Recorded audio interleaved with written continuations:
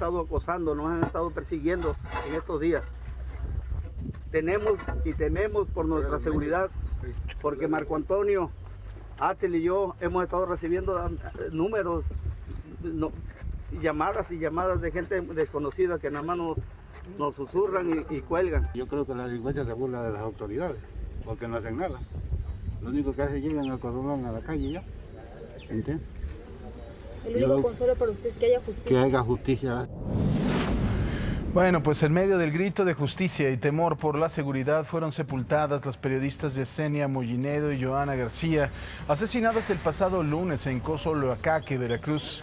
La familia de Yesenia denunció que en estos últimos días han recibido llamadas extrañas y son vigilados por personas sospechosas. En el caso de Johanna, su padre Artemio García pide justicia para su hija, que dejó a 3 hijos, a 3 menores en la orfandad.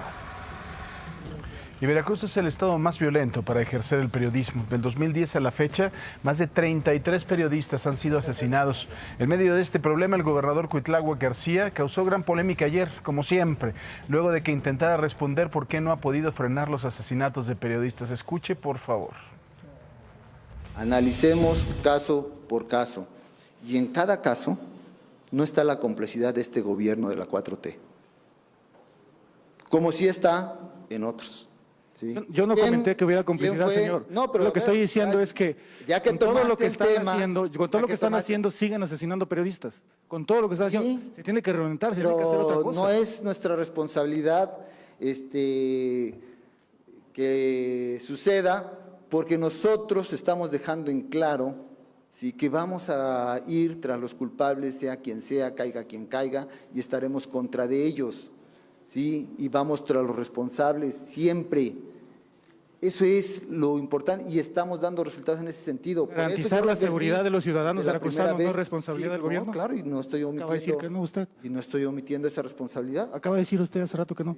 No, de que los homicidios de periodistas, sí, se equipare de inmediato o se ponga de inmediato que el Estado es el culpable. Es muy diferente. Responsables sí somos, claro que somos responsables de la seguridad y en eso estamos. ¿Usted le entendió algo a este pobre hombre? La verdad es que nadie, ¿no? ¿Qué le puedo decir? El alto comisionado de las Naciones Unidas para los Derechos Humanos en México y la ONU Mujeres condenaron el asesinato de Yesenia y de Johanna. A través de un comunicado recordaron a las autoridades la importancia de adoptar medidas oportunas y efectivas para cumplir con su obligación de garantizar la protección y seguridad de los periodistas. Asimismo, reiteraron la vital importancia que tiene poner fin a la extendida impunidad sobre los autores materiales e intelectuales de los atentados. Con mucho gusto saludo este jueves a mi querida Cristal Mendívil. Cristal, ¿cómo estás? Buenos días. Paco, buenos días. Qué gusto saludarte y saludarlos a todos ustedes. Vámonos ahora, más información. Ahora en Nuevo León, el caso de Yolanda. Se desvanece la teoría de feminicidio nuevamente. Ahora la Fiscalía del Estado informó que la principal línea de investigación apunta a suicidio. El vicefiscal Luis Enrique Orozco advirtió que este resultado no es concluyente. Sin embargo, detalló que en el lugar donde encontraron su cuerpo no había casquillos, no había indicios de violencia, vaya. También explicó que junto a los envases que contenían sustancias tóxicas localizaron algunos escritos con textos como "Te amo, negrito", como "Ya me voy" y "Márcame guapo", por lo que ya están analizando si se trata de la letra de ella. Por su parte, Gerardo Martínez, padre de Yolanda, aceptó la posibilidad de que su hija se haya suicidado porque dijo que sí estuvo deprimida. Pues bueno, en este asunto que ya le hemos comentado muchas veces de la empresa noruega DNB que hizo el peritaje sobre el derrumbe de un tramo elevado de la línea 12 del metro, pues bueno, ayer ya se presentó por parte del gobierno de la Ciudad de México las inconsistencias de este tercer informe de la empresa sobre el colapso de la línea 12. En el primero y segundo informe se había determinado que el incidente se debió a la falta de pernos y una falla en la construcción de la obra. En este tercer informe, esta empresa noruega presenta 4 barreras. En la segunda se determina que faltó la certificación y supervisión de las obras de ingeniería civil. En la barrera 3 se considera fallida la soldadura e instalación de pernos del diseño conforme a los planos. Y por último, en la 4 falló la inspección detallada de la obra civil de acuerdo con el mantenimiento. Uno de los principales argumentos para rechazar el análisis es que DNB reconoce el deficiente diseño y construcción de los pernos, que solo tenían 14 años de vida útil y estos no podían ser corregidos con mantenimiento. Otro argumento es que utilizaron imágenes de Google View para el análisis cuando este tipo de material puede diferir de la realidad, según advierte el propio Google. Y lo más importante tiene que ver con la barrera 4, en donde culpan a la falta de mantenimiento, algo por lo que no ha declarado la señora directora en ese entonces, Florencia Serranía, que ella misma también asumía el mantenimiento del metro, algo que no podemos entender. El gobierno de la Ciudad de México aseguró que les entregaron los resultados de las inspecciones realizadas en 2019 y 2020. ¿Cómo puede ser que una empresa de esta magnitud fundamente una conclusión técnica de altísima precisión cuando el propio Google advierte sus limitaciones? Es por estas razones que el documento de la empresa hasta el momento no ha sido considerado como aceptado formalmente por la Secretaría de Gestión Integral de Riesgo y Protección Civil, pues pese a dar respuesta a algunas de las observaciones que les hicimos, estas siguen siendo consideradas deficientes e insuficientes. Sobre estas inconsistencias, la empresa DNB respondió que entregó el dictamen final dentro de los requisitos contractuales en tiempo y completo, el cual fue elaborado por un equipo internacional de expertos, de acuerdo con la metodología de análisis causa-raíz y con estrictos procedimientos internos de calidad y de revisión. En su comunicado también aclaran que el abogado Héctor Salomón Galindo, por quien se acusa un conflicto de intereses, al estar ligado con el gobierno del expresidente Peña, no tuvo autoridad, injerencia ni poder de decisión sobre los informes, ni participó en la investigación del incidente ni la redacción de los documentos en ningún momento.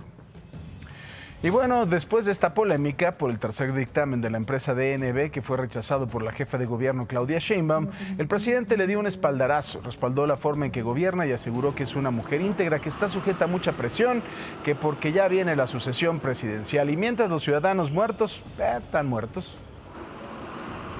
Lo que sí puedo decir es que la jefa de gobierno tiene todo nuestro apoyo y es una mujer íntegra, recta, honesta. Está siendo sometida a fuertes presiones. Es lo que tendrá que venir y pues es natural que esto suceda. Y de la línea 12, vámonos ahora a la saturación del Aeropuerto Internacional de la Ciudad de México. El presidente López Obrador retomó este tema, aseguró que el incidente del sábado entre estas dos aeronaves de Volaris es un tema que se politizó. Fue una acción politiquera, desde el expresidente Fox hablando del accidente posible en el aeropuerto de la Ciudad de México, mencionando que se trataba del aeropuerto Felipe Ángeles. O sea, que era el culpable. Sí, ¿qué tiene que ver un aeropuerto con el otro? El posible supuesto accidente, que incluso han aclarado los de la línea que no hubo, ¿sí?, ningún riesgo. ¿Y qué dijo la aerolínea? Viva Aerobús anunció que a partir del próximo 15 de julio va a tener 5 nuevas rutas, ahora desde el AIFA, desde el Aeropuerto Internacional Felipe Ángeles. 4 de estos serán nacionales, 4 de estos vuelos con destino a Acapulco, Cancún, Oaxaca, Puerto Escondido, y la última conexión será hacia La Habana, Cuba. Con esto sumaría 7 rutas ya con Monterrey y Guadalajara, que ya tenía. Y pues así Viva Aerobús prevé tener 70 operaciones a la semana en el AIFA. Vamos a cambiar de tema del aeropuerto, vámonos a, mire, la Suprema Corte ayer, la Suprema Corte de Justicia, resolvió que es inconstitucional penalizar la posesión de más de 5 gramos de marihuana, solo cuando el indiciado pueda demostrar que es para consumo personal. Con esta resolución, los ministros reprobaron el artículo de la Ley General de la Salud, cual establece este artículo, pues desde 2009, una pena de 10 meses a 3 años de prisión a quien, pues, se sorprenda bajo posesión de más de 5 gramos de marihuana.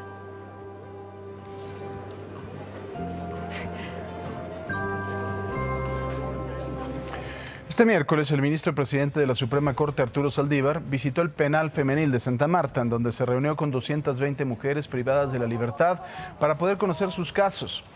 convocó a un nuevo proceso de reflexión entre la sociedad, especialistas y autoridades para buscar una solución a la violencia y la inseguridad que impera en el país. Se ha abusado de la prisión preventiva oficiosa. Hay miles de personas sin sentencia en las prisiones, pero la violencia en el país no cede, ni tampoco la inseguridad. Entonces, para mí esto es suficiente para demostrar que la medida no funciona. Aparte de que es violatoria de derechos humanos, no funciona.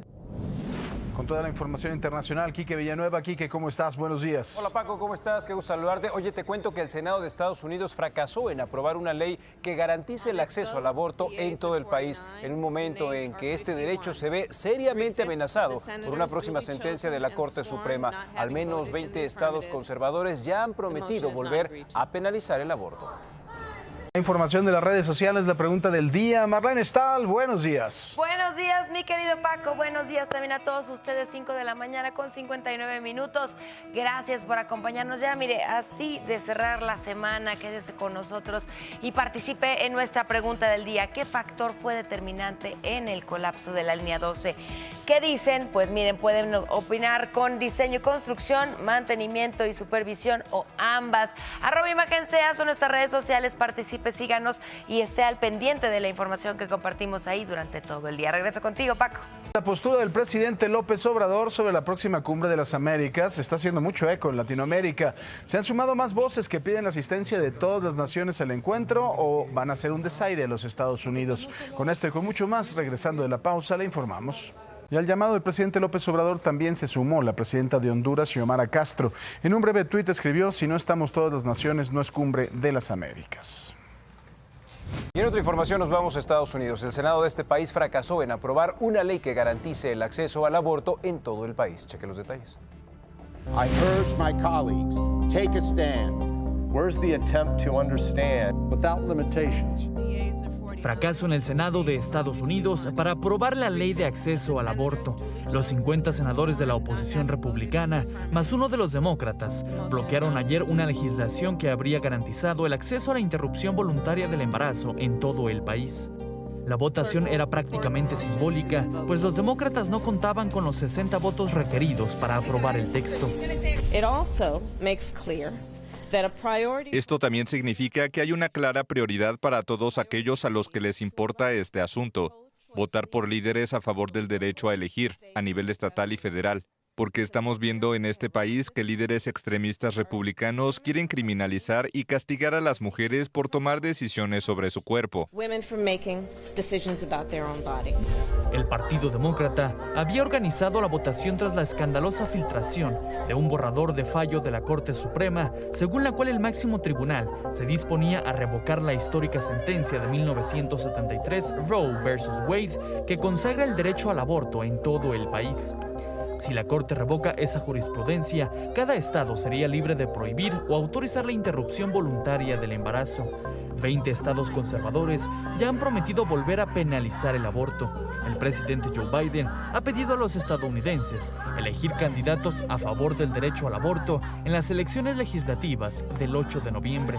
Pero los comicios de medio mandato, por lo regular, tienen resultados adversos para el partido en el poder, por lo que es muy posible que los demócratas pierdan sus estrechas mayorías en el Congreso.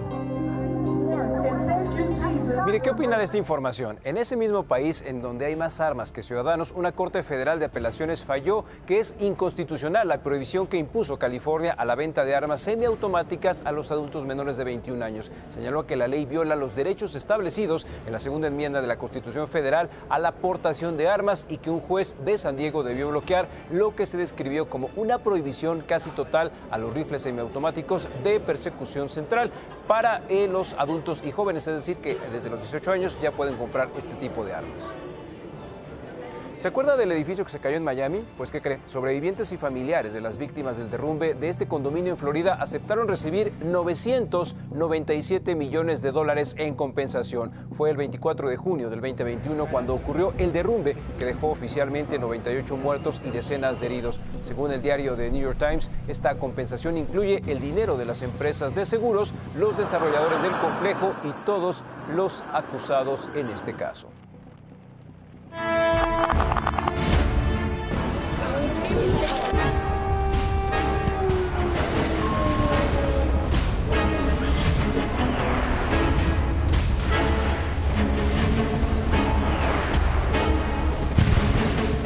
Y acerca de la guerra, le cuento que autoridades prorrusas de una región ucraniana ocupada en Moscú desde marzo anunciaron que pedirán su anexión a Rusia. Ve.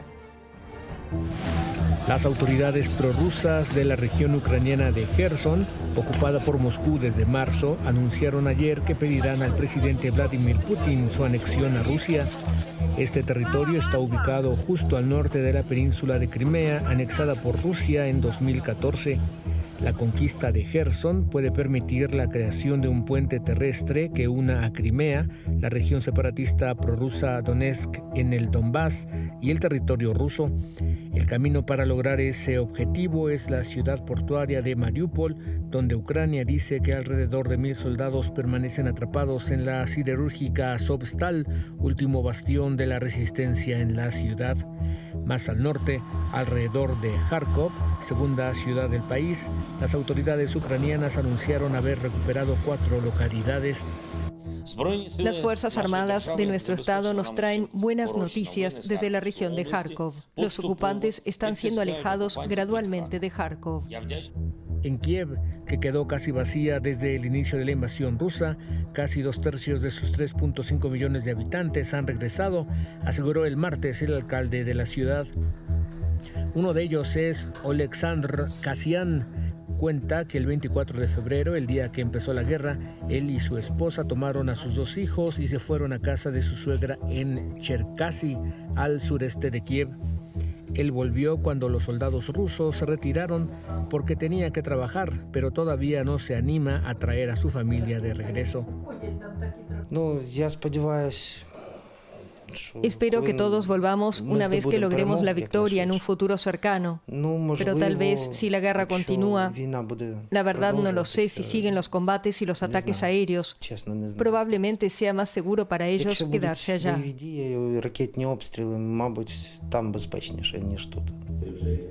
Mientras tanto, Ucrania sigue presionando a los países occidentales para que le dé más apoyo. El martes por la noche, la Cámara de Representantes de Estados Unidos aprobó un paquete de casi $40.000 millones en ayuda para Ucrania, impulsado por el presidente Joe Biden. El texto incluye un componente económico y humanitario, así como armas y municiones. Además de las pérdidas humanas, la guerra tiene consecuencias económicas catastróficas para Ucrania. La Organización Internacional del Trabajo advirtió ayer que Ucrania perdió cerca del 30% de sus empleos, es decir, unos 4.8 millones de puestos de trabajo desde el inicio de la guerra. La organización elogió los esfuerzos del gobierno ucraniano para mantener los sistemas de protección social en funcionamiento, pero advirtió que si la escalada militar continúa, el número de pérdidas de empleos podría aumentar hasta 7 millones. Imagen. Mire, el presidente de Finlandia advirtió que una unión de su país a la OTAN no está dirigida contra nadie. Lo anterior tras la advertencia de Rusia sobre las consecuencias que el ingreso en la Alianza de Defensas Transatlánticas acarrearía para el país nórdico. Finlandia podría oficializar hoy su posición personal sobre la adhesión. Solo hay que recordar por qué empezó este conflicto supuestamente de Rusia hacia Ucrania.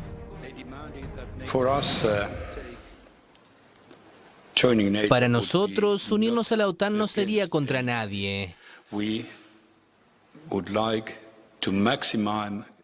Queremos maximizar nuestra seguridad en un camino u otro mientras pensamos en ser miembros de la OTAN.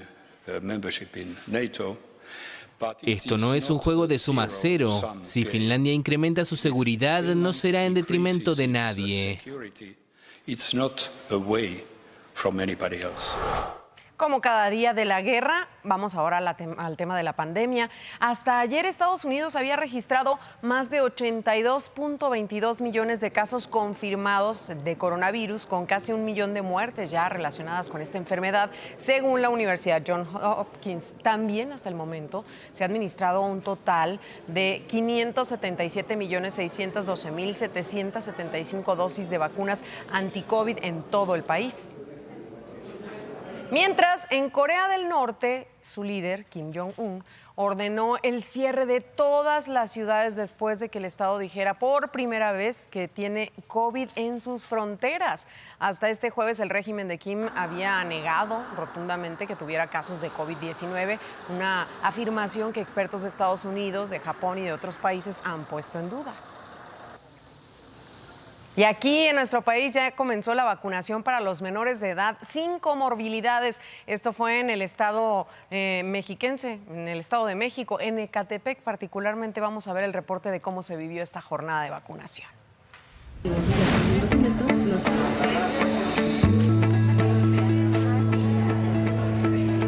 Para estar con mi familia y no contagiarme y jugar ahí con mis amigos allá en la escuela. Sí, me siento bien. No me pasó nada. Me siento normal como antes. Ni siquiera me dolió. Como José Antonio, miles de menores de entre 12 y 13 años de Ecatepec, el municipio más poblado del Estado de México, empezaron a recibir su dosis contra el COVID-19. Algunos con miedo y otros más entusiasmados para poder evitar contagiarse. Más que nada para que generar conciencia que esto es importante ante la salud de los demás para prevenirse. Pues yo me siento bien. Había muchos niños que tenían miedo a vacunarse, pero la verdad no tienen por qué tener miedo si es para la seguridad de los demás. O sea, bueno, sí venía con miedo porque no sabía cómo me iba a sentir, pero ahorita no, ya no. Para los padres de familia, también ello les da más seguridad ahora que los menores regresaron a clases presenciales. Me parece bastante bien, porque los niños como ya regresaron a la escuela, pues son los que deben de estar ahorita más protegidos. Y pues qué bueno que ya, de hecho ya se habían tardado, ¿verdad? Pero qué bueno que ya los vacunaron. Por ese lado estoy muy contenta. Tenía un poco de nervios, pero ahorita que ya lo están vacunando, ya lo vacunaron, perdón, pues como que ya me siento un poco más tranquila para que no se me enferme mi hijo. Más segura porque pues desde que entraron a presenciales hace como medio mes, pues pues estaba yo nerviosa y no lo quería mandar. Así desde muy temprano se registraron largas filas en los centros de vacunación en la Universidad Estatal del Valle de Ecatepec, el Centro Cultural y Deportivo de las Américas y el Deportivo Ejidal Emiliano Zapata, donde se estará aplicando durante 8 días el biológico contra el COVID-19. Con información de corresponsales, Imagen.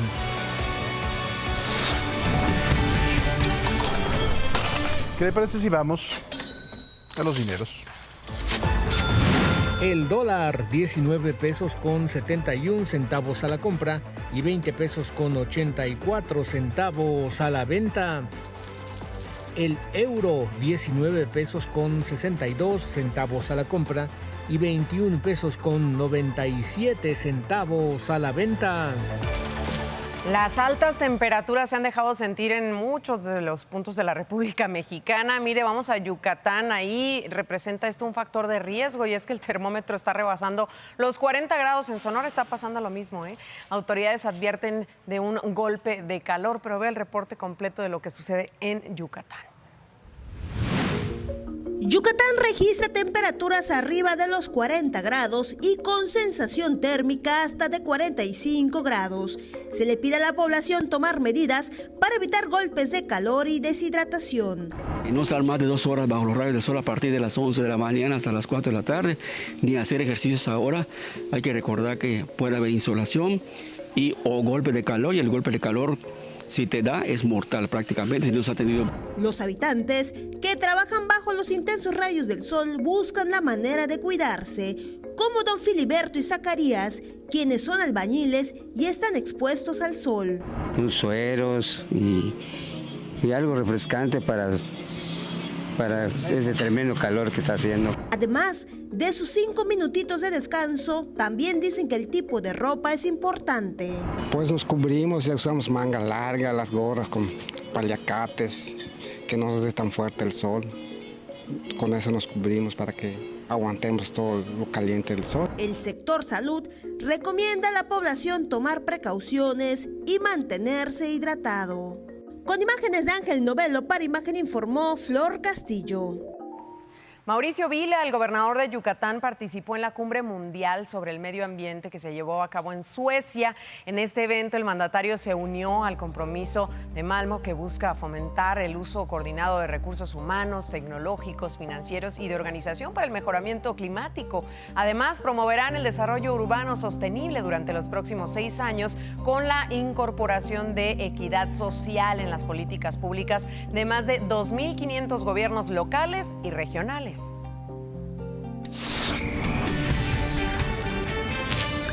Muy buenos días, son las 6:20 minutos, 6:20 minutos y es momento de que usted se despierte y se prepare un cafecito, un bañito rico para iniciar el día bien, porque el calor continúa, porque ya estamos próximos, hoy es 12 de mayo, hoy es un gran día, pero también estamos próximos a que sea 15 y del 15 en adelante vendrían cambios importantes con más actividad de nublados y lluvia que no hemos tenido, al menos en el centro y en el sureste mexicano. Como bien decías, mi querida Cris, las temperaturas en el norte del país de 40 a 45 grados centígrados continúan de igual forma en el sureste, mientras que en la parte norte y noreste continúan, pero los vientos y las tormentas. Estará presente una línea seca todavía en los límites de Chihuahua y Coahuila, favoreciendo torbellinos tolvaneras en la zona delimitante de estos dos estados y de igual forma hacia el norte de Coahuila. La celda de tormenta, que está amplia sobre Coahuila y Nuevo León, continúa para el día de hoy, favoreciendo la caída de granizo, carga eléctrica y de igual forma todo esto se está extendiendo hacia el centro del país. Es un canal de baja presión que ya está presente en Durango, en Zacatecas, y llegará al Valle de México. Únicamente llega como nublados, pero hay que estar atentos porque los cambios se estarán dando ya para el fin de semana. Golfo de México, muy despejado, sol, calor. Y en el sureste del país, ni se diga, sol y muchísimo calor. De igual forma, acá en la región noroeste, en Baja California, Sonora y Chihuahua, se mantendrán cielos parcialmente nublados, también en el centro occidente, y con temperaturas de 35 a 40 grados. Ahora vamos a ver los termómetros en el norte del país. Monterrey, Nuevo León, alcanzará una máxima de 35 grados centígrados con mínimas de 20. En Chihuahua capital nos vamos a una máxima de 36, Hermosillo, Sonora 40, Mexicali 31 y Tijuana 25 grados centígrados. Ya recuperan por allá porque sí, llegó un sistema frontal y únicamente hizo que bajaran un poquito las temperaturas en Tijuana, por ejemplo, pero bueno, ya hoy empieza una recuperación. Zacatecas 26 grados, San Luis Potosí 29, hay en Durango una máxima pronosticada de 32 grados centígrados, Mazatlán, Sinaloa 29 y en La Paz, Baja California Sur 30 grados con muchísimo sol. En Puebla esperamos que hoy los cielos se despejen mucho más y una máxima de 29, esta mañana son 10 grados, Acapulco, Guerrero 32, mínimas de 24, Morelia 33 y Vallarta 31. En el Golfo de México, la zona sur de Tamaulipas, Tampico alcanzará 30 grados centígrados. Desde temprano ya uno está sudando. ¿Por qué? Por la humedad. 25 grados. Ciudad de México 29 y con cielos muy despejados. Eso sí, las lluvias todavía no nos alcanzan, pero nos alcanzarán. Mínimas de 11, Querétaro 30 grados y Guadalajara 35. En Veracruz Puerto, máximas de 29, agradable, nubladito, húmedo, pues como puerto, ¿verdad? Como zona de costa. Villahermosa no se diga, 35 grados y estamos compitiendo entre Campeche, Villahermosa y Mérida por quién tiene más calor. Y nos vamos así, Campeche 31 y Mérida 33 grados. Tuxtla Gutiérrez, Chiapas alcanzará una máxima de 35, anda igual que Tabasco. En Chiapas 35 grados centígrados, Cancún 29 con sol y Oaxaca 31. Así de caluroso territorio nacional. Roby, ¿cómo ves? Vámonos contigo del otro lado del estudio. También un narcotúnel que era utilizado para trasladar drogas desde Culiacán, Sinaloa, ocasionó un socavón dentro de una casa que es una propiedad asegurada por las autoridades federales. Al regresar del corte le vamos a mostrar las imágenes de este hundimiento. No se vaya, esto es Imagen Noticias. Nos vamos al Estado de México. 4 vagones de un tren de carga iba hacia la zona industrial de Jalostoc. Se descarrilaron. Esto fue en la colonia Benito Juárez, en Ecatepec. No hubo heridos, no hubo viviendas afectadas, es la buena noticia.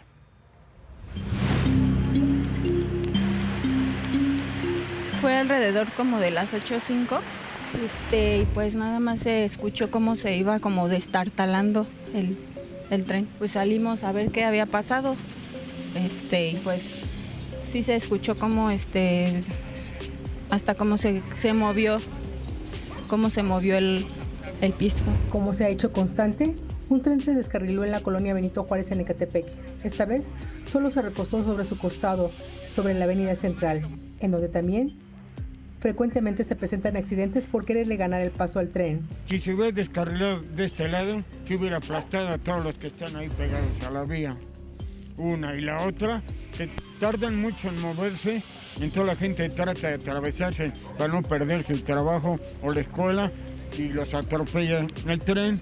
Tardan mucho, hay veces se hacen tarugos para allá, para acá. Los vecinos consideran que la mayoría de los descarrilamientos se deben a que el suelo por donde pasa el tren presenta hundimientos y el riesgo es mayor, pues a unos metros se ubican varias viviendas asentadas cerca del derecho de piso y quienes viven en constante riesgo. Bueno, de hecho yo que de lo que tiempo llevo viviendo aquí sería la segunda vez que el tren se llevó la casetita.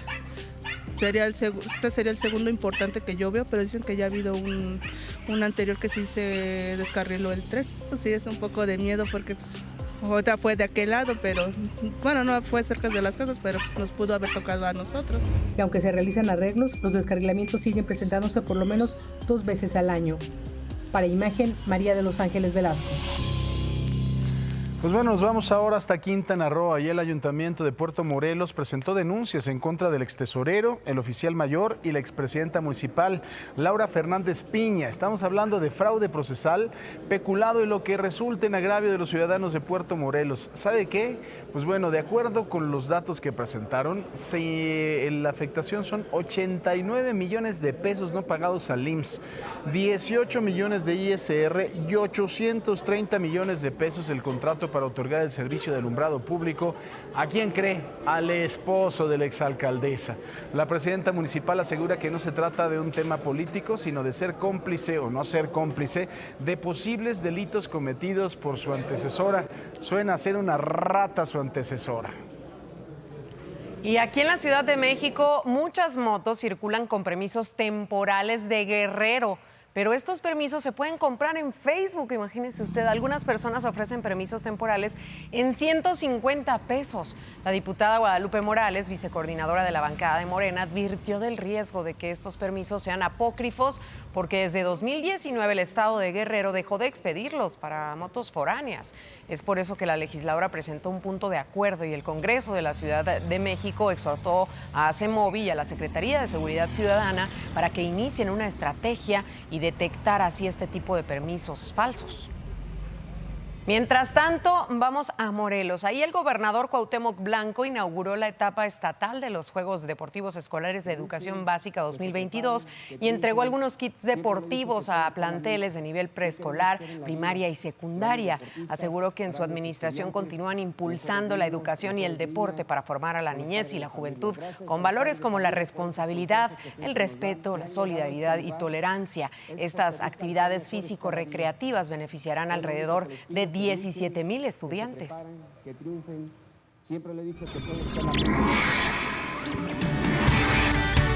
Este miércoles fueron sepultadas las periodistas Yesenia Molinedo y Joana García, asesinadas el pasado lunes en Cozoloacaque, Veracruz.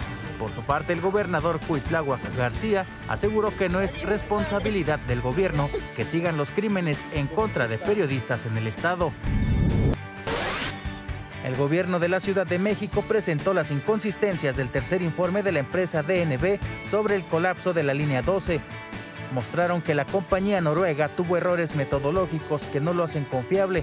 La empresa DNB respondió que entregó el dictamen final dentro de los requisitos contractuales a tiempo y completo y con estrictos procedimientos internos de calidad y revisión.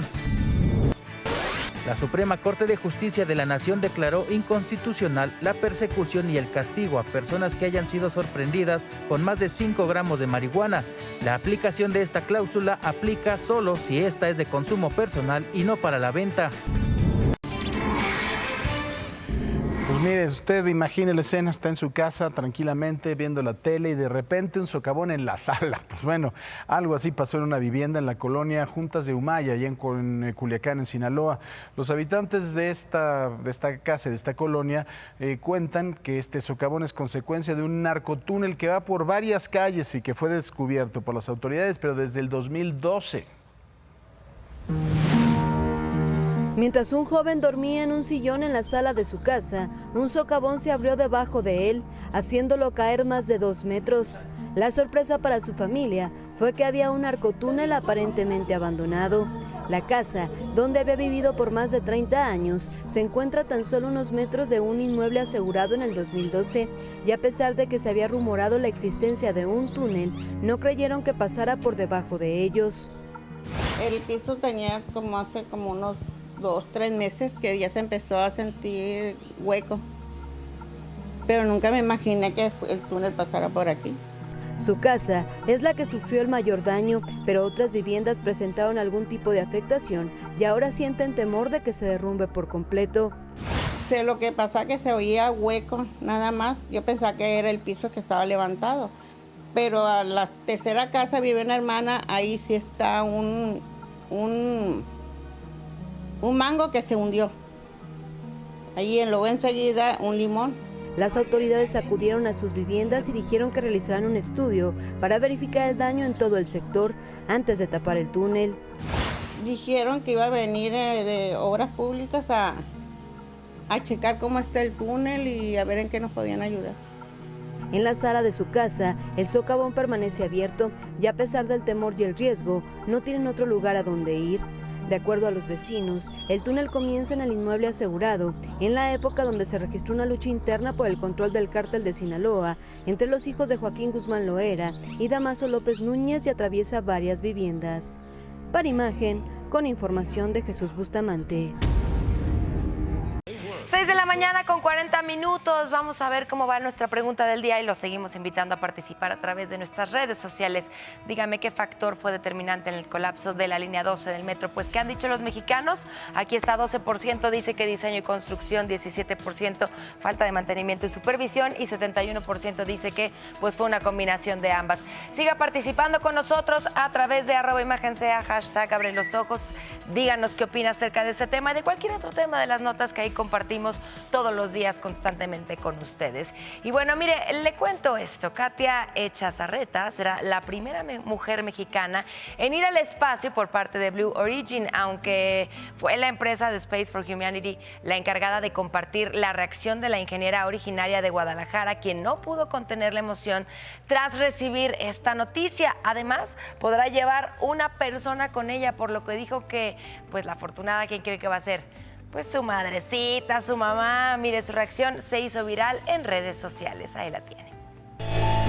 Qué padre, qué bonito. Bueno, y ahora solicitamos su colaboración para localizar a María Vanessa Cervantes Ponce. Ella fue vista por última vez el pasado 6 de mayo en la colonia Villas de la Hacienda en Atizapán de Zaragoza, Estado de México. Por favor, cualquier información que tenga, puede reportarla al teléfono 800-890-2940. Una mujer más desaparecida. Ojalá aparezca pronto. Y bueno, en ambos lados de la frontera, México y Estados Unidos, hay cada vez más preocupación por el tráfico de fentanilo. En nuestro país son 6 estados los que concentran su producción. Al regresar del corte le voy a tener todos los detalles de esta información. No se vaya, esto es Imagen Noticias. En Ixtapaluca, Estado de México, vecinos de la comunidad de Ayotla bloquearon en ambos sentidos la México-Puebla. Rechazan que el organismo descentralizado de agua potable tome el control de un pozo que los abastece.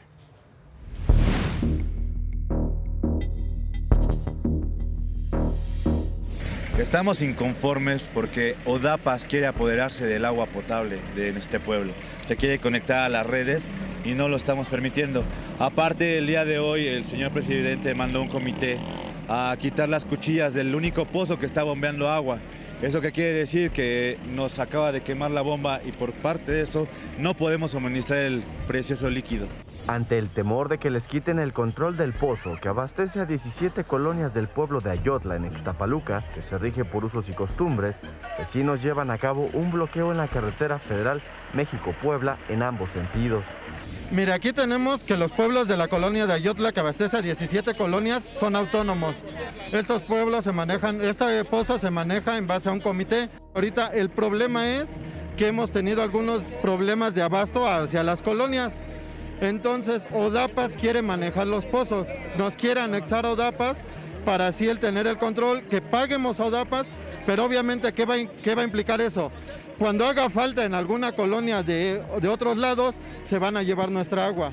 Aseguran que para presionarlos, las autoridades municipales mandaron a bajar las cuchillas del pozo y ya se quedaron sin agua. pues nos afecta a todos, sobre todo en la vida cotidiana. No tenemos agua ni para lavar trastes, ni para lavar ropa, ni para beber, ni hacer comida. Nos han estado queriendo de chantajear, mandándonos agua de Odapas a través de pipas, con la intención de dividir al poblado y de meter de manera sutil a la presidencia municipal. No queremos intervención del municipio, puesto que nunca en la vida ninguna autoridad municipal, ninguna, desde 1950, se ha preocupado en dotar de agua a los pueblos. Como medida de protesta, un grupo de aproximadamente 200 vecinos, desde la 1 de la tarde se apostó sobre la carretera en ambos sentidos para exigir que el alcalde Felipe Arbizu se presente en el lugar, pues aseguran que pretenden llevarse el agua de esta localidad. Ahorita lo que nos hicieron fue bajar las cuchillas, probablemente se quemó la bomba, por eso es que todos, la mayoría del pueblo estamos aquí para exigir que venga de la cara y nos dé una solución, porque apenas estaba empezando a trabajar bien para darle agua a todas las colonias y por su culpa nos quemó la bomba. La protesta colapsó la zona oriente del Estado de México, pero advierten que no se quitarán y están dispuestos a defender sus pozos. Lo vamos a defender a toda la vida, a como sea. Queremos que se presente y dé la cara y que no ande a través de las redes diciendo que 2,000 personas ya aceptamos Odapas. Esas 2,000 personas fueron engañadas. Con información de Ángeles Velasco, Imagen. Y bueno, el fentanilo gana cada vez más terreno. Es ya una total y absoluta, tragedia en los Estados Unidos, en donde se presentan cada día más muertes por sobredosis de fentanilo. Las ganancias, por supuesto, para quienes lo fabrican son millonarias. No les importa la vida de nadie.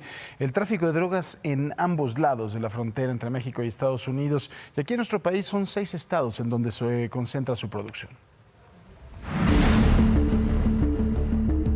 6 estados del país concentran el mayor número de laboratorios clandestinos para la elaboración de fentanilo. Sinaloa, Sonora, Baja California Sur, Durango, Estado de México y Ciudad de México han sido los estados donde el Cártel del Pacífico y Cártel Jalisco Nueva Generación se han establecido para elaborar las metanfetaminas. Los precursores químicos para la elaboración de la droga sintética de fentanilo es comprada por el crimen organizado mexicano en los 5,000 sitios establecidos en China. La ruta vía marítima se hace en contenedores de buques mercantes que parten de China rumbo a los puertos de Manzanillo, Colima y Lázaro Cárdenas. La ruta aérea conecta los aeropuertos de China con destino a los aeropuertos internacionales de Culiacán, Sinaloa, Manzanillo, Colima y Ciudad de México. La información que comparten los gobiernos de Estados Unidos y México señalan la existencia de un corredor de tráfico de fentanilo hacia la Unión Americana que parte del municipio de Culiacán, Sinaloa, rumbo al municipio de Puerto Peñasco, Sonora, con destino a Tijuana, Baja California. Informes de la Secretaría de la Defensa Nacional, Marina Armada de México, Centro Nacional de Planeación, Análisis e Información para el Combate de la Delincuencia y Fiscalía General de la República señalan que del 1 de diciembre de 2018 al 30 de abril de 2022 se han desmantelado 133 laboratorios clandestinos, destruido 101 pistas clandestinas y se han asegurado 88.883 kilos de metanfetaminas y se han capturado a 25.237 presuntos integrantes del crimen organizado. De enero al 30 de abril del presente año, las autoridades federales han ubicado y destruido 19 laboratorios clandestinos. Se han asegurado 18.927 kilos de metanfetaminas y se han detenido a 2.316 personas. Para Imagen, Raúl Flores Martínez.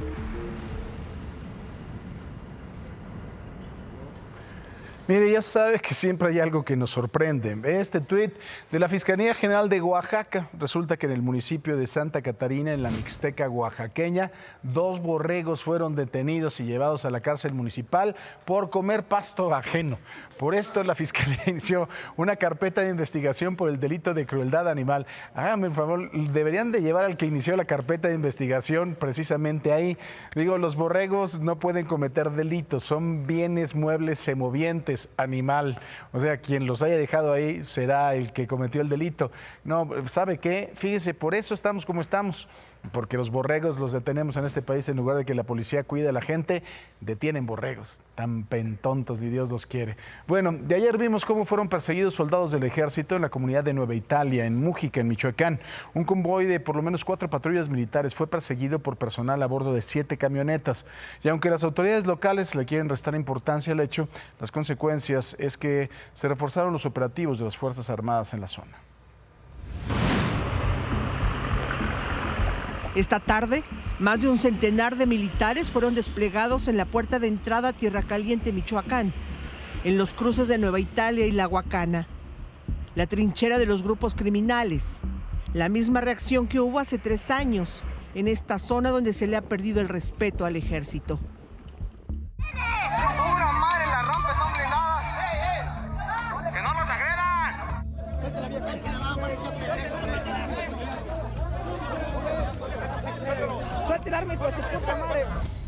Estas imágenes se registraron en el municipio de La Huacana, Michoacán, el 26 de mayo de 2019, cuando los militares aseguraron armamento de alto calibre a supuestos autodefensas, quienes realmente respondían a un grupo delictivo.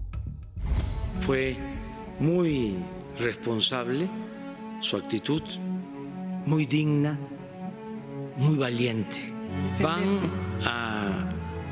a mantener siempre una actitud prudente, ¿sí? Porque están conscientes de que se deben de respetar los derechos humanos. Esto no les va a restar autoridad, al contrario, les da más autoridad. El ejército cedió y devolvió las armas al grupo armado. Ese año en Michoacán se registraron 1,680 homicidios dolosos. El 77.5% se cometieron con un arma de fuego. Y la estrategia para liberar a los militares quedó bien entendida para la delincuencia en Michoacán. Tiene las armas, ¿me entiende, coronel? No sé qué prevalece ahí, qué situación, cómo le hacemos. Tú mándalas al nombre del pueblo y tú sabes cuáles son las armas. No te voy a decir cuál y cuál y cuál. Aquí están todos tus muchachos y no se van a ir hasta que me lleguen las armas. 3 años y 5,150 homicidios dolosos después, las organizaciones criminales siguen asediando los municipios michoacanos. Vámonos ahora a Veracruz. Ahí autoridades estatales del medio ambiente clausuraron de manera preventiva el acuario de Veracruz. Esto para conocer cómo opera y cuáles son las condiciones en las que se encuentran las especies que exhiben. El acuario de Veracruz fue clausurado por la Procuraduría de Medio Ambiente del Estado de Veracruz. Lamentablemente, en ambas inspecciones el acuario de Veracruz no nos entregó la documental solicitada y esto ha provocado que tengamos que clausurar el día de hoy precisamente por una situación tipo precautorio, una medida precautoria, porque no conocemos cómo está operando el acuario de Veracruz. De acuerdo con el procurador de Medio Ambiente, el personal de las áreas operativas podrá acceder sin ningún problema para mantener a salvo las especies. Hay áreas eléctricas, electrónicas, hay áreas que surten de agua de mar a las peceras, áreas que le dan movilidad, los skinners que son para la filtración del agua. Y todo ello está bajo resguardo y bajo la responsabilidad directa del acuario de Veracruz. Los encargados de alimentar animales, de su cuidado. Todos ellos tienen libre acceso. El equipo de la Procuraduría de Medio Ambiente de Veracruz realizará una revisión de las especies que habitan el acuario.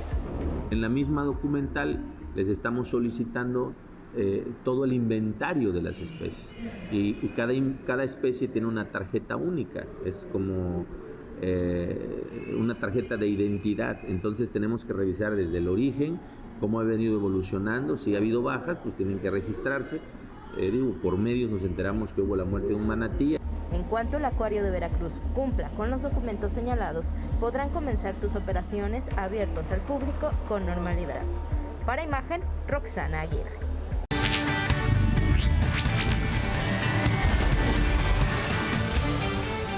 En Minatitlán, Veracruz, fueron sepultadas las reporteras Yesenia Mollinedo y Sheila García. Familiares y amigos estuvieron ahí darles el último adiós. Los cuerpos de las reporteras asesinadas en Cozoleacaque, Veracruz, fueron sepultadas en el Panteón Municipal Hidalgo de Minatitlán. Primero llegó el de Yesenia Mollinedo. Ahí su hermano Ramiro negó que sea la voz de ella en los audios que la Fiscalía tiene como una de las líneas de investigación de estos asesinatos. Rotundamente que nos está haciendo, si la Fiscalía General del Estado de Veracruz o quien lo haya filtrado o quien nos esté subiendo se está equivocando. Yesenia no es la persona cuya voz aparece en ese video. También señaló que tienen miedo porque desde el asesinato de Yesenia han sido vigilados por personas sospechosas y reciben llamadas telefónicas extrañas. Nos han estado acosando, nos han estado persiguiendo en estos días. Tenemos y tememos por nuestra seguridad, porque Marco Antonio, Axel y yo hemos estado recibiendo números, llamadas y llamadas de gente desconocida que nada más nos susurran y cuelgan. Momentos más tarde, llegó el cuerpo de Sheila García para que sus familiares y amigos le dieran el último adiós. Ahí su padre, Artemio García, habló por primera vez y exigió justicia por su hija, que dejó en orfandad a 3 menores de edad. Yo creo que la delincuencia se burla de las autoridades, porque no hacen nada. Lo único que hacen es llegan a coronar a la calle y ya. ¿Entiendes? El único consuelo para usted es que haya justicia. Que haya justicia. El gobernador del estado, Cuitláhuac García, reiteró que la Fiscalía General del Estado tiene avances sustanciales sobre estos 2 homicidios y que se mantienen las 4 líneas de investigación. Para Imagen, Tamara Cor. Y bueno, Veracruz sin duda es el estado más violento y peligroso para los periodistas. En el 2010 a la fecha, más de 33 periodistas han sido asesinados. ¿Y sabe qué? Se explica porque si usted escucha al gobernador de la entidad, que con trabajo sabe hablar, pues escuche también las justificaciones y lo que dice que eso no es responsabilidad de él, ¿no? Y además todo se encabrita el señor. Escúchelo, por favor. Analicemos caso por caso y en cada caso no está la complicidad de este gobierno de la 4T, como sí está en otros. ¿Sí? Yo no comenté que hubiera complicidad, señor. No, pero lo que estoy diciendo es que, con todo lo que están haciendo, siguen asesinando periodistas. Con todo lo que están haciendo, se tiene que reglamentar, se tiene que hacer otra cosa. No es nuestra responsabilidad que suceda, porque nosotros estamos dejando en claro, ¿sí?, que vamos a ir tras los culpables, sea, caiga quien caiga, y estaremos contra de ellos. ¿Sí? Y vamos tras los responsables siempre.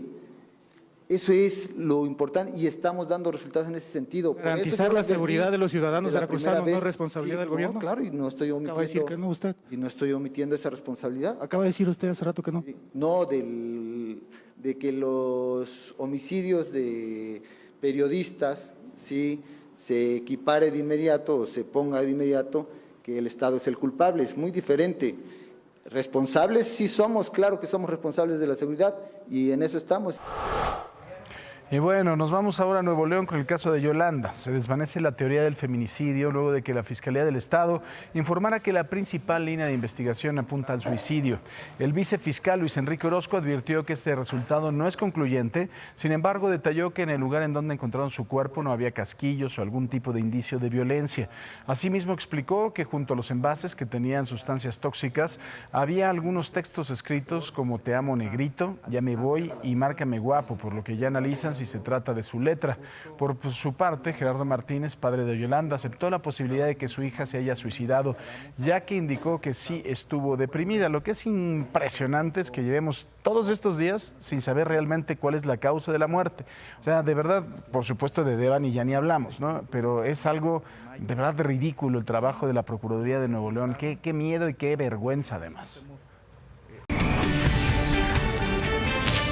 7:07, muy buenos días a toda la gente que está con nosotros despierta desde las 5:45 y a los que se van levantando también. Estamos platicando acerca de lo despejado que va a estar el Golfo de México, Tamaulipas, Veracruz, Tabasco, Campeche y hasta la península de Yucatán, cielo soleado y calor. Del lado del Pacífico mexicano, también ayer tuvimos algunas tormentas que se presentaron en el estado de Chiapas, la frontera sur Guatemala-Chiapas, ahora ya solamente sol, calor, Chiapas, Oaxaca, Guerrero, pero más concentrada la nubosidad ya en la zona centro-occidente, Nayarit, Jalisco, Colima y hasta Michoacán con nublados. Celdas de tormenta y lluvia fuerte para el día de hoy en Coahuila, Nuevo León y hacia el occidente norte de Tamaulipas. El canal de baja presión que está extendido aquí favoreciendo nublados en Durango, Zacatecas, San Luis Potosí, llega hasta el Valle de México, únicamente cielos nublados y una línea seca en la frontera sur, de Chihuahua y de Coahuila, con vientos que van a estar de 60 a 70 kilómetros por hora. La región noroeste, Baja California y Sonora empezarían una recuperación después del arribo de este sistema frontal que ya no está favoreciendo mayores cambios por allá. Ahora, las temperaturas en la Ciudad de México. A mis capitalinos queridos, buenos días. Estamos esperando una máxima de 28 grados centígrados con una mínima de 11 y pinta para hacer un fin de semana de sol y de calor para que lo planee con todo el gusto del mundo. 30 grados centígrados para sábado y domingo. Guadalajara, Jalisco. Tapatíos queridos del alma y del corazón, buenos días. Hoy ustedes están despertando en 15 grados y esperamos una máxima de 34. Jueves, viernes y sábado, calor y sol. Así, la sensación térmica casi en 36 grados centígrados. Monterrey, Nuevo León, regios de mi corazón. Buenos días. Por la tarde estamos esperando una máxima de 35 grados y una mínima de 20. Nos vamos con cielos parcialmente nublados.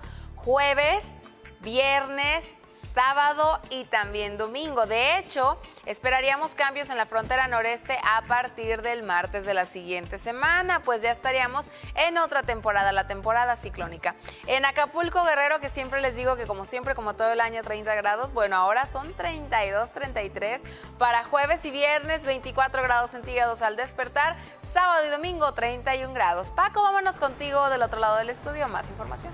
Gracias, te agradezco, Sammy. Ayer siguió la controversia por el tercer informe de la empresa DNB sobre las causas del desplome de la línea 12. Al regresar del corte, estaremos hablando con el secretario de Obras y Servicios de la Ciudad de México al respecto.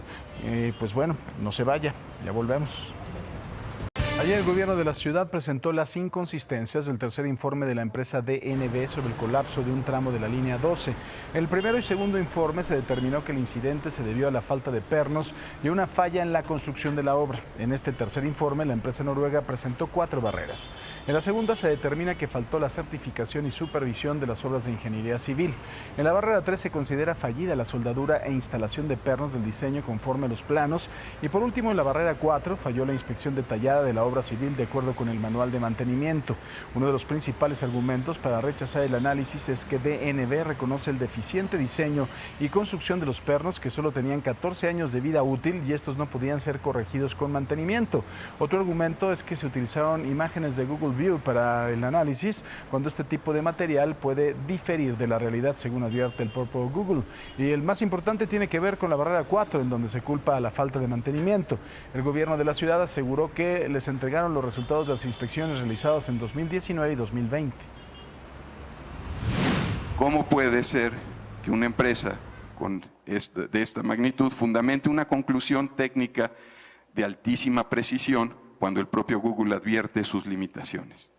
Es por estas razones que el documento de la empresa hasta el momento no ha sido considerado como aceptado formalmente por la Secretaría de Gestión Integral de Riesgo y Protección Civil, pues pese a dar respuesta a algunas de las observaciones que les hicimos, estas siguen siendo consideradas deficientes e insuficientes.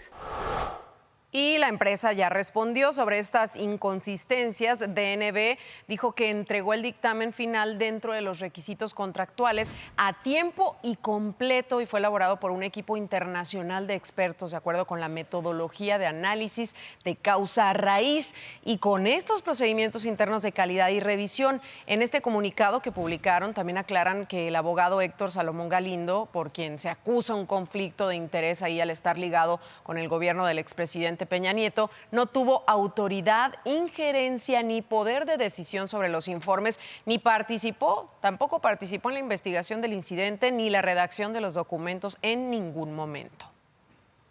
Y justamente saludo con gusto a Jesús Esteva, secretario de Obras y Servicios de la Ciudad de México. Jesús, ¿cómo estás? Buenos días. Buenos días, Francisco. Gracias por estar con nosotros el día de hoy. Jesús, aquí creo que es muy importante que a la gente le quede claro qué fue lo que sucedió. Nosotros no somos ingenieros, no somos arquitectos, no somos peritos, entonces el lenguaje que se utiliza en este informe, la verdad es que está muy alejado de la comprensión que podemos tener nosotros. Lo que podemos ver es que primero sí se aceptó lo que dijo esta empresa y el último no se aceptó. ¿Por qué no se acepta lo último que se dice, Jesús? Pues ayer en la conferencia de prensa exhibimos documentos, es decir, parte de los informes tanto del 1, del 2 y del 3, donde se soportan estas inconsistencias. Lo primero es, ellos mencionan 4 barreras, tal como hicieron ahorita el resumen. La primera, que el diseño conforme a los estándares AASHTO, es decir, el diseño estructural no cumplía con la reglamentación que debía de tener. Y algo muy importante que reconocen es que aún si se hubieran colocado todos los pernos, estos hubieran resistido cuando mucho 14 años. Pernos que quedan adentro del concreto, pernos que no se pueden ver a simple vista.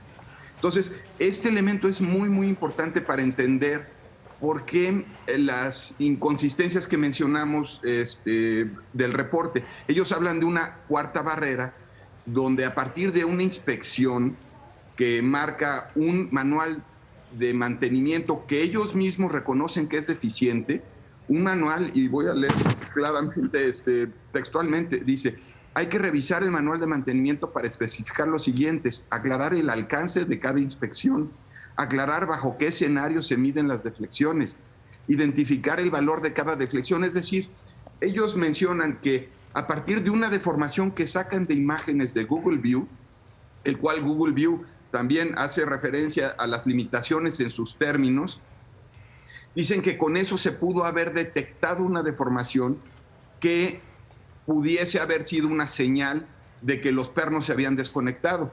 Y por otro lado dicen, no, el manual de mantenimiento está erróneo, no marca las limitaciones, no marca las deflexiones máximas cuando representarían esto alto riesgo. Y algo importante que también ayer mencionamos, la deflexión que ellos obtienen a partir de imágenes de Google View, de Google Street, es de 6.7 centímetros aproximadamente. Si se calcula conforme al reglamento de construcciones para esa distancia, tendríamos 11.7, es decir, aún si se hubiera medido, si se hubiera detectado a simple vista, estaríamos dentro de los rangos tolerables, que no serían señales de alto riesgo. Entonces, esa es parte de las inconsistencias. Utilizar imágenes de Google View donde de una inspección visual se pudiera detectar. Y en el segundo informe, además, ellos, y lo mencionamos, la página en la cual ellos hacen referencia en el segundo informe, donde dicen que esas deflexiones, esas deformaciones, no eran visibles a simple vista. Todas estas son las inconsistencias que ayer mencionamos. Y aquí algo muy importante, dependiendo del origen de las fallas, es el reforzamiento que tendríamos que hacer. Si nosotros supusiéramos que a partir de que las deformaciones se pudieran detectar y eso ser la única razón para el reforzamiento, entonces no estaríamos reforzando como estamos reforzando. Estamos llevando a niveles de seguridad prácticamente del doble, porque el reglamento de construcciones también cambió y tenemos que diseñar para fuerzas muy superiores. Y aquí también esto es importante para la ciudadanía. Aún si no existiesen pernos al día de hoy, con el reforzamiento que estamos haciendo, la estructura que estamos colocando es capaz de resistirlo.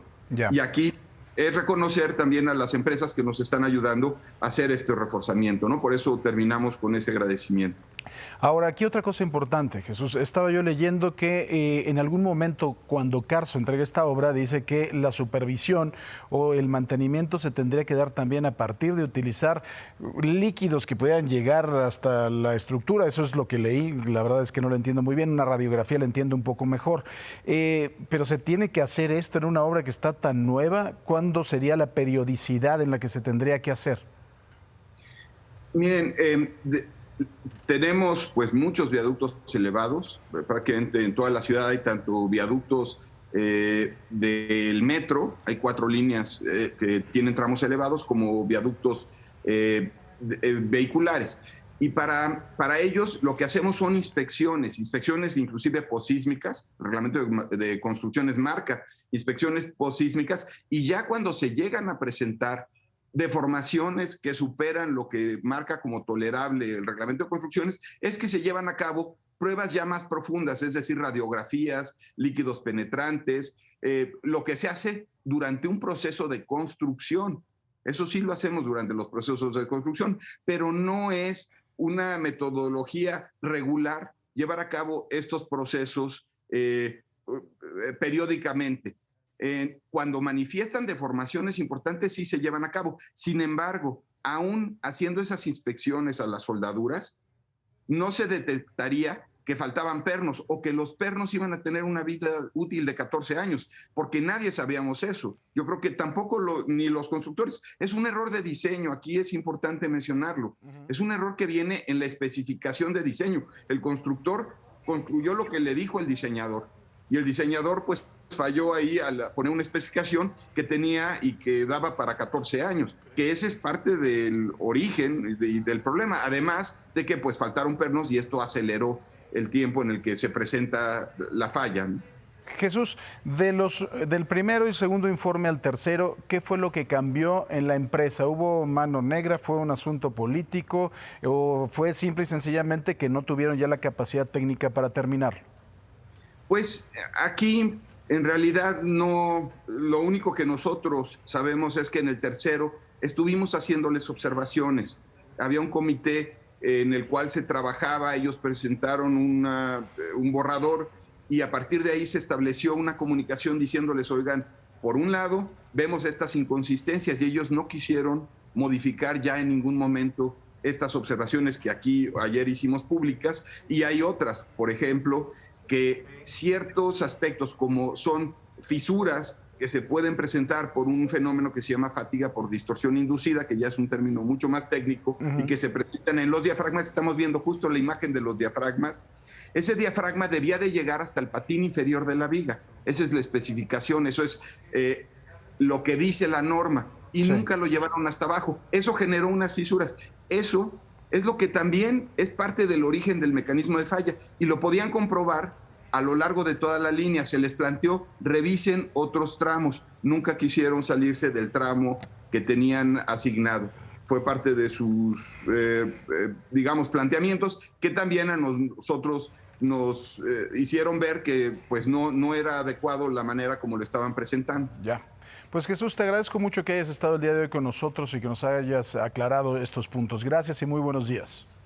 Gracias, y pues nada más decirle a la ciudadanía que se está reforzando para tomar en cuenta todos estos aspectos y que va a quedar una estructura segura. No vamos a acelerar los tiempos contra lo que es calidad, contra lo que es seguridad. Esa es la instrucción que tenemos y así lo haremos. Jesús, y gracias por tu comprensión. Gracias, muy buenos días. Jesús Esteban, secretario de Obras de la Ciudad de México. Gracias. Vamos a una pausa. Al regresar, inconstitucional penalizar la aportación de más de 5 gramos de marihuana. Así lo determinó ayer la Suprema Corte de Justicia. Al regresar de la pausa, le daré los detalles y las implicaciones de esta decisión. Así que no se vaya. Esto es Imagen Noticias. Salimos a las calles de la Ciudad de México con mi querido Atalo Mata, que nos tiene la reconstrucción de un mercado. ¿En cuál estás, querido Atalo? Buenas tardes. Buenos días, perdón. Buenos días, Paco, ¿qué tal? ¿Cómo estás? Pues déjame decirte que estamos aquí en el mercado de San Cosme y pues recordará nuestro público televidente cómo fue 2 días antes de la Navidad del año 2019 cuando se registró un incendio importante en este mercado. Se ha llevado la rehabilitación, pero aún no ha concluido, desafortunadamente. Karim Hamed nos muestra parte del interior de este mercado. Esta es la parte donde no fue dañada, no fue siniestrada. Acá se han colocado las cosas de los demás locatarios de esta parte. Y bueno, fue una madrugada del 22 de diciembre, recordarás, incluso estuvimos aquí reportándolo en la alcaldía Cuauhtémoc, donde los bomberos trabajaron durante más de 2 horas hasta poderlo controlar. Incluso fueron 181 de los 533 puestos, es decir, cerca del 34% que componen el mercado y que fueron dañados por las llamas, que además causaron la caída parcial del domo en el lado norte del inmueble. La superficie afectada alcanzó los 1,000 metros cuadrados. Y esta mañana se van a reunir algunos locatarios en este mercado, van a tener una asamblea precisamente para platicar sobre los avances de la rehabilitación. Esta es la parte que nos muestra Karim. Ya vemos una parte rehabilitada que se ha visto, que ya se ve muy distinto, y entonces, pues esto quiere decir que se ha avanzado en los trabajos. Muy buenos días, ¿cómo le va? ¿Su nombre, por favor? Mi nombre es Estanislao Choperena Martínez, representante de los locatarios del Mercado 6 San Cosme, que son 538 locatarios. Van a tener una asamblea al ratito. ¿En qué va a girar esto? Vamos a tener una asamblea con los medios informativos en los cuales realmente hay mucha inquietud, no porque como seamos representantes, pero también nosotros nos valemos a los 538 locatarios en los cuales ya están desesperados, porque ya llevamos 2 años, 4 meses y medio, en los cuales pues ya hay inquietud de que ya quieren entrar al mercado.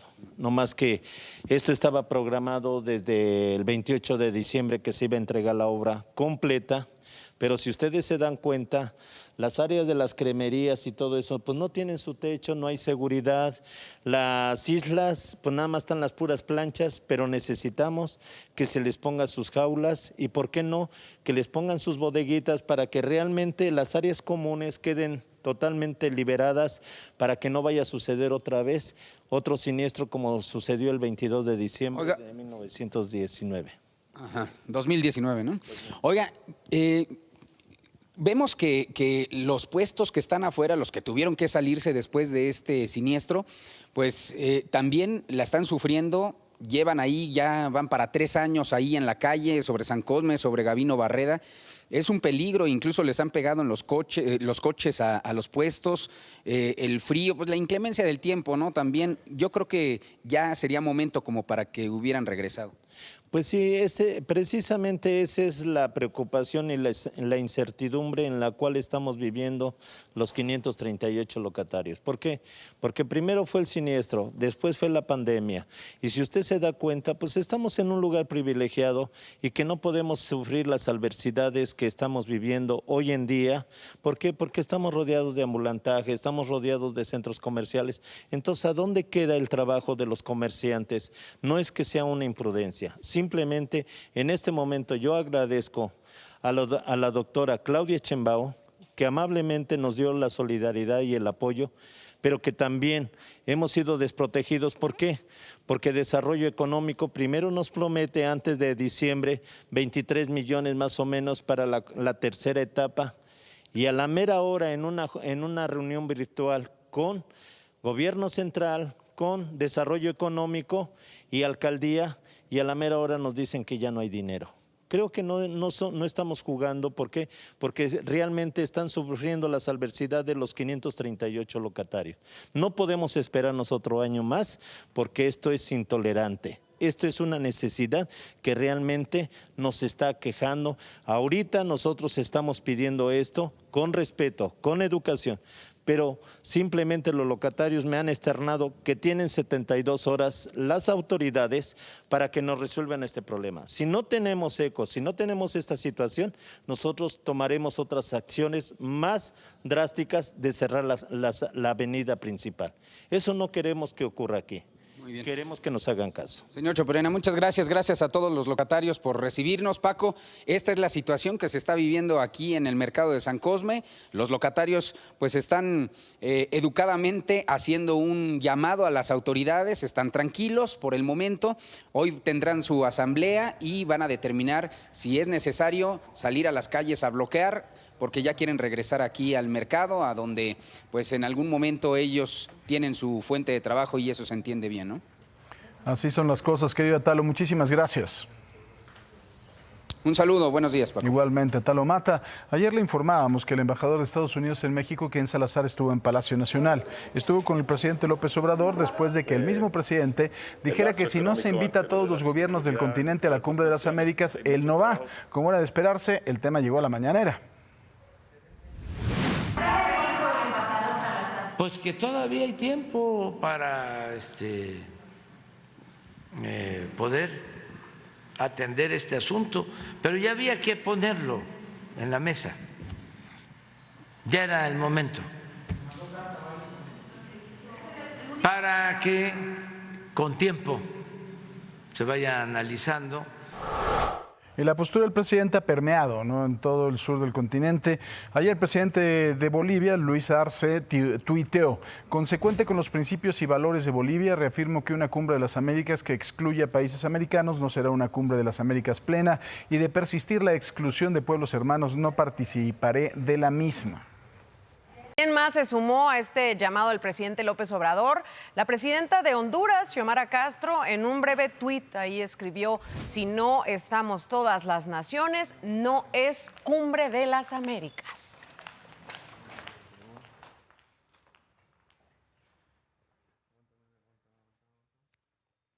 Y precisamente por este tema es que ayer hubo tendencia en redes sociales con el hashtag Américas, hablando precisamente de la Cumbre de las Américas, que si va a México, que si no va a México, que si va el presidente, que si no va a Cuba. Total, ahí traían un relajo.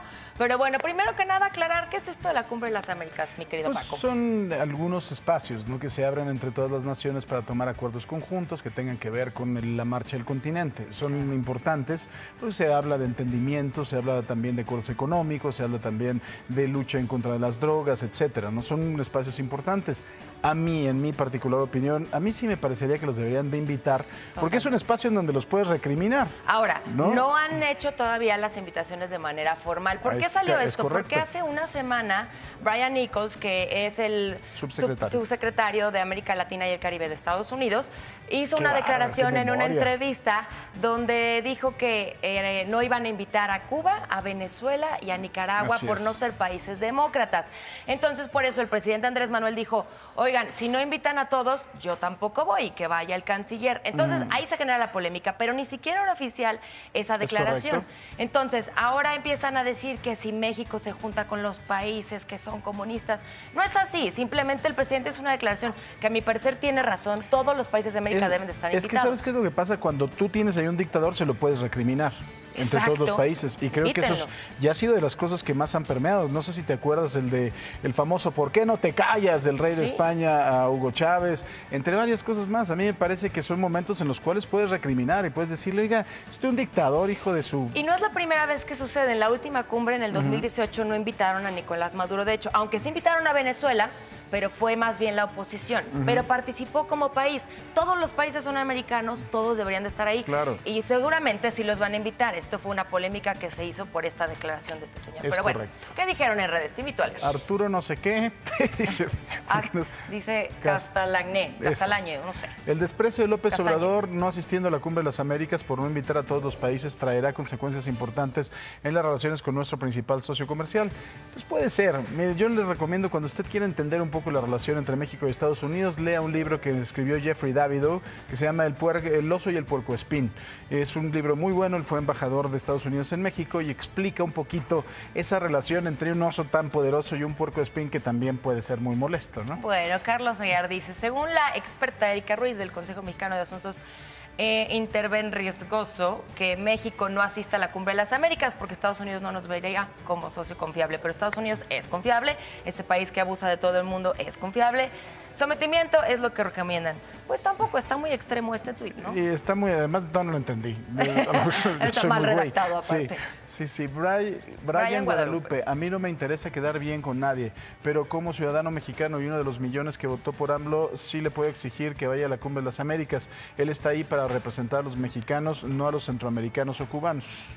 Pues sí, también, porque son intereses. Finalmente, el socio comercial más importante de México es Estados Unidos. Entonces, tampoco está padre pelearnos con ellos. No, totalmente. Y causó una polémica, hasta lo sacaron en la mañanera en un tuit que hizo Jorge Ramos. Dice, el mejor interés de México no está en aliarse y defender a 3 brutales dictadores como los de Cuba, Venezuela y Nicaragua. El verdadero lugar de México es con las naciones democráticas. La cumbre es una gran oportunidad para el crecimiento económico de México y la región. Este no fue el de la polémica, pero pues finalmente Jorge Ramos se ha visto como un periodista muy metido en este rollo en contra de Andrés Manuel, aunque este tuit pues podría tener algo de razón. Yo reitero, ¿no? O sea, no es estar con ellos. Yo creo que, estoy seguro que no se los va a recriminar porque se acaba de sentar con Díaz-Canel y con Castro, pero me parece que es la oportunidad para que otros le puedan recriminar, oye, tú eres un dictador. Que vayan todos, es la cumbre de las Américas, toda América. Que vayan todos. Gracias, Paco. Vamos con Cristal. Gracias. Ahora vamos a otros temas porque ayer le platico, la Suprema Corte de Justicia de la Nación resolvió que es inconstitucional penalizar la posesión de más de 5 gramos de marihuana solo cuando el indiciado pueda demostrar que es para su consumo personal, o sea, los 5 gramos, si usted demuestra que son para su consumo, ahí está, es inconstitucional pues que ejercen acción penal contra usted. Con esta resolución los ministros reprobaron el artículo de la Ley General de Salud, la cual establece desde 2009 una pena de 10 meses a 3 años de prisión a quien posea más de 5 gramos de marihuana.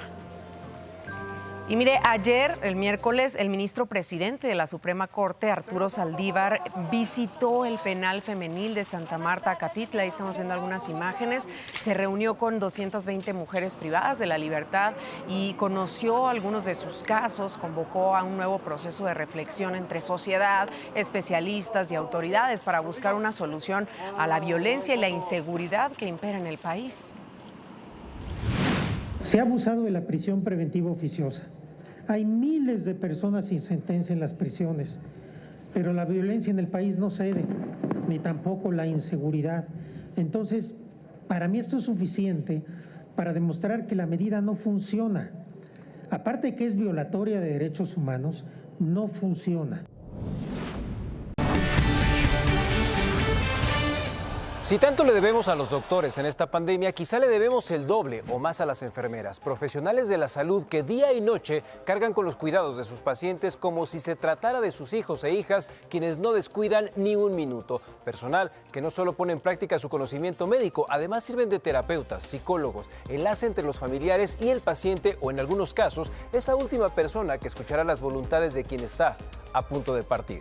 Mujeres y hombres quienes en este día celebran desde 1873 una de las labores que ha sido determinante en el rumbo de la humanidad, con jornadas llenas de estrés, fuertes cargas de trabajo y turnos maratónicos en circunstancias normales, pues en situaciones de conflicto o desastres naturales deben agregar también el riesgo de perder la vida. Un oficio que cobró relevancia profesional hasta el siglo XIX, cuando en Estados Unidos se empezó a legislar sobre los estudios que otorgaran los títulos correspondientes en enfermería, hasta en ese entonces obtenidos empíricamente.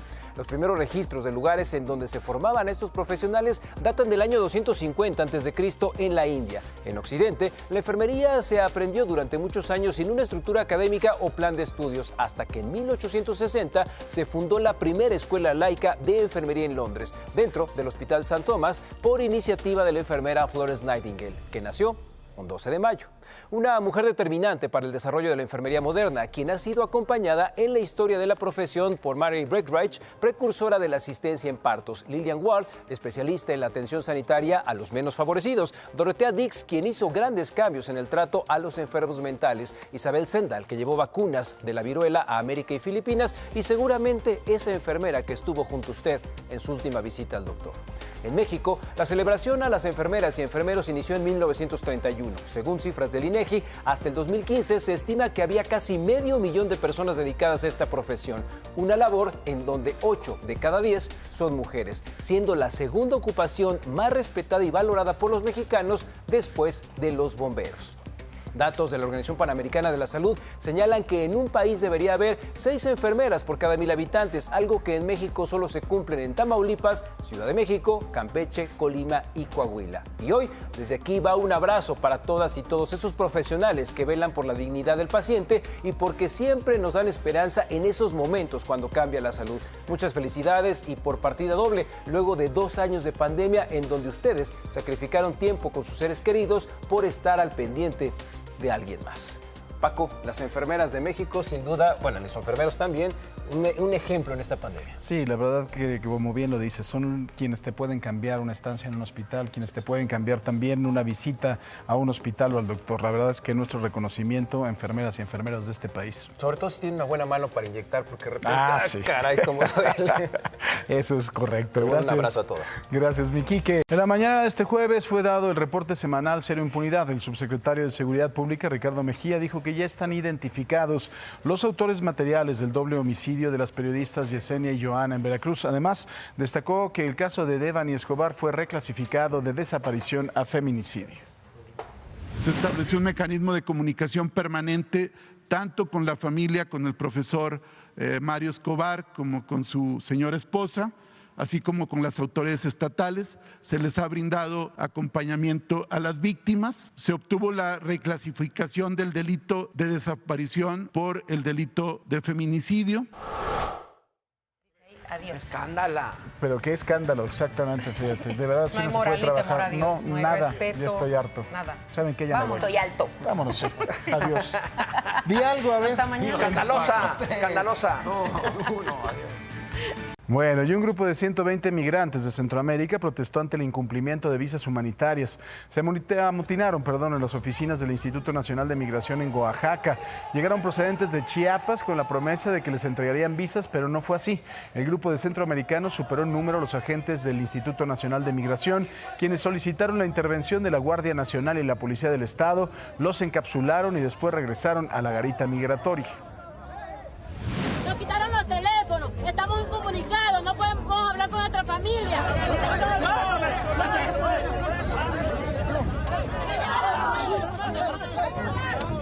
Y aquí estamos muchas naciones. Yo estoy embarazada, estoy mala de salud y así me quieren encarcelar. Y solamente nos dan este documento. Ayúdenos, por favor, Bueno, y ayer le informamos que el embajador de Estados Unidos en México, Ken Salazar, estuvo en Palacio Nacional con el presidente López Obrador, después de que el mismo presidente dijera que si no se invita a todos los gobiernos del continente a la Cumbre de las Américas, él no va. Como era de esperarse, el tema llegó a la mañanera. Así llegó. Pues que todavía hay tiempo para poder atender este asunto, pero ya había que ponerlo en la mesa.